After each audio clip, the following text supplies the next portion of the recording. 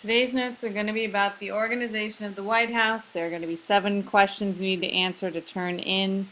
Please make sure you're taking good and detailed notes. A lot of this is going to be on a test at some point.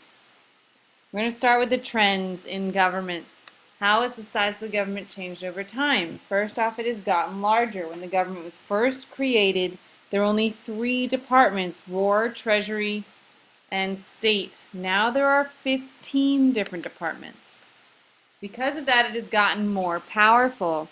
As Congress has expanded the number of departments that there are, they have been given more money, more laws to enforce, and more programs to enact, which means they have more control over what happens in the United States of America.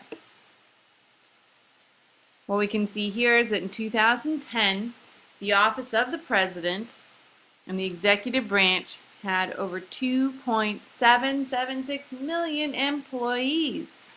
At the same time, they have 1.6 million people in the United States military. This is huge. So the real question we have to ask ourselves is, how does the president manage 4.4 million people? He's the boss. How does he make sure they're doing their jobs? How does he make sure what he wants is actually happening? How does he make sure that things are going the way he wants? The answer, though, is he's got to delegate. He has to put people he can trust. He has to put people in charge. He has to let them do their jobs. The question is how and who. So who are these people? We're going to start with the cabinet. These are the 15 major department heads who advise the president. When we see a picture of the president sitting in that big table with tons of people around him, this is usually going to be the cabinet. The inner cabinet here is the Secretary of State, who is now John Kerry, the Secretary of Treasury, who is Jack Lew, the Attorney General, Eric Holder, and the Secretary of Defense, who is now Chuck Hagel. There are many different current cabinet departments. These were the original 3, and over time we added more. Justice was added to deal with the courts, the Interior to deal with our land and our borders, Agriculture to deal with farming, Commerce, Business, Labor, Workers, Health and Human Services. This is primarily health care, and Obamacare is a part of this. Housing and Urban Development, public housing is included. Transportation, public housing, airplanes, our ports, our trains, anything that goes between a state. Transportation, energy, education, which wasn't added till 1970, so the government was not doing anything with education for a long time. Veterans Affairs after the Vietnam War, and Homeland Security, which was just recently added by Congress after the events of 9/11.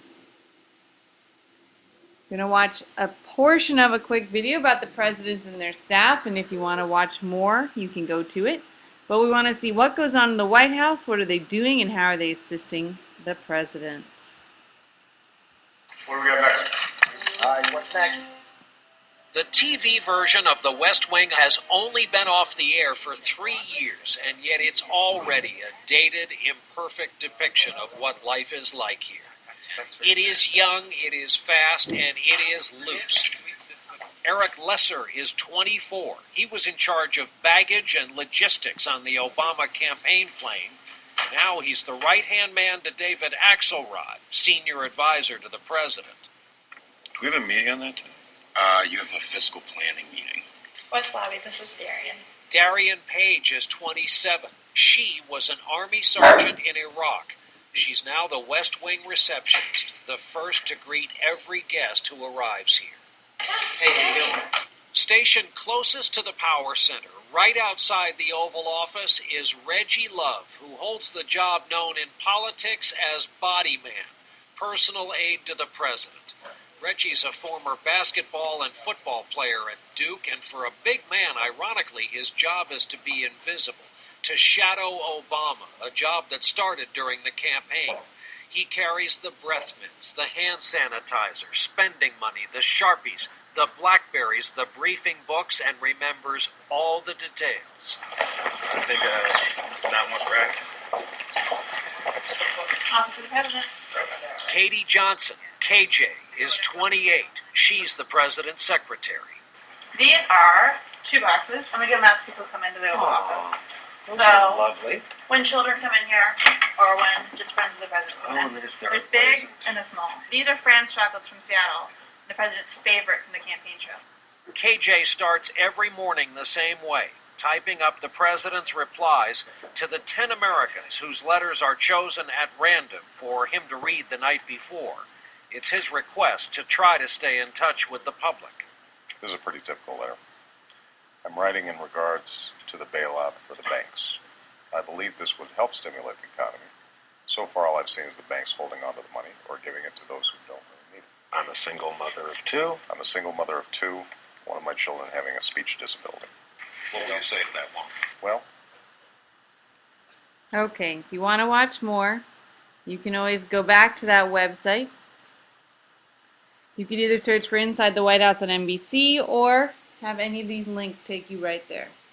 Now we're going to look at the executive office of the president. These are located outside of the White House itself, but they still report directly to the president. This includes the Office of Management and Budget. This is always on the test. Please take detailed notes. They prepare the budget that the president submits to Congress. They make sure to study how the executive branch operates, and they advise the president on how to reorganize and how to better spend money to get the job done that he wants to get done. And they review other departments' proposals, how they want to change, what they want to do, the things they need, the money they need. We also have Director of National Intelligence, Council of Economic Advisors, Office of Personnel Management, and Office of the U.S. Trade Representative. Again, all offices that are located outside the White House that advise the president. Now, the main thing here we need to look at is how the cabinet reacts to the staff in the White House. Staff controls access to the president, and as we saw, the secretary creates the schedule. If you're not on the schedule, you don't meet with the president. This can influence policy. As we saw, these were friends and trusted advisors from the campaign, people who had proved their loyalty to Obama before he had won office. They're often very young. As we saw, a lot of them were in their 20s, though the senior advisor is much older. And they believe they represent the president's personality and ideals. They are very close to the president. They're very loyal. And they can be fired for any sign of disloyalty. There's no rules to why they can be fired. The cabinet, on the other hand, as we saw before, they control the major federal agencies. To get their job, they've got to be more experienced politicians and bureaucrats. They're not going to be young. They're going to be older. They're not always going to be as loyal to the president. They're not always going to agree with him. So they will have arguments. Many of them were not there on the campaign. They would have their own political jobs. And as we saw with Hillary Clinton, she had run against the president. Now, to get their jobs, they need Senate approval. They can't just be hired by the president. They actually have to go to Congress and get voted on to be okay. And they may not have as much influence directly with the president, but they are running entire agencies, which means they have a lot of influence over what's actually happening. Whereas the people in the president's office are more influencing the president, not influencing the actual laws and policies.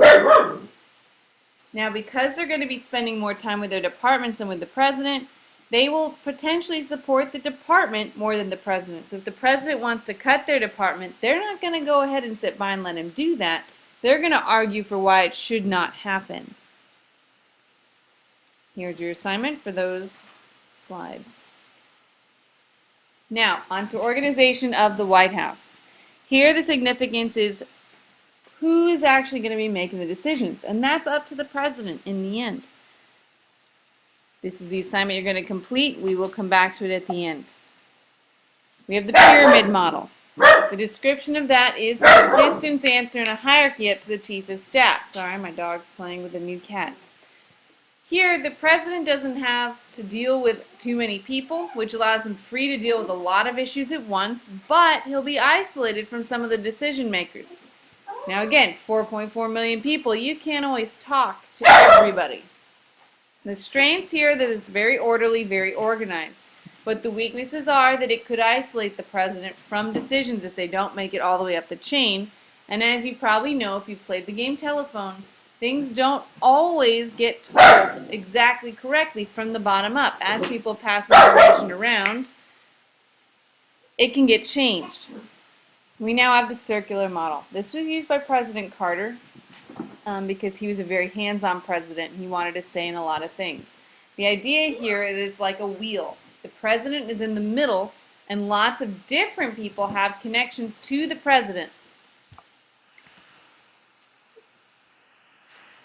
These people have connections to the president, tell the president what to do. The strengths are it gives the president a lot of information, but the weaknesses are that this could cause a lot of confusion amongst the other people who are involved.